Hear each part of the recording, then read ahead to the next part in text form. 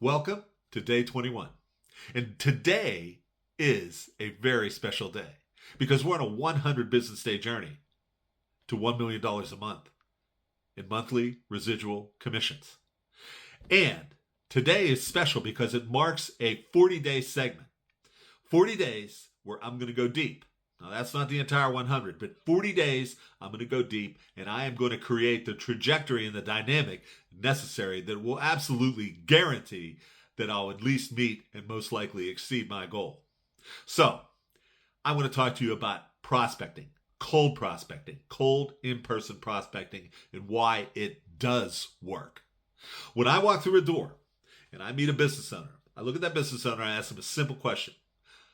My name is Jerry. The reason why I'm here, I provide this particular service, which obviously you're already using. What's your name? My name is John. John, great to meet you. Let me ask you a quick question. On a scale of 1 to 10, 10, you love what you got, you're never ever leaving it. 1, you hate it, you want to leave yesterday, or you're somewhere in between. We'll call that 5. Where are you at, John?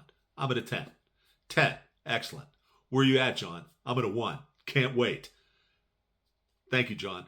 Where are you at, John? I'm at a 5. Now, if John's at a 10, just simply thank him for his time, give him your card, and say, listen, if things ever change, let me know. And then before you walk out the door, you do a pivot. Can I ask you one more question? What made you change the last time?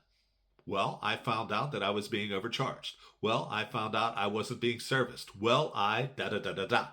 Okay? You look at him and say, so, in other words, somebody came through that door and convinced you to take a harder look at what you're currently using. When's the last time you evaluated your current system? Been at least a year. Really?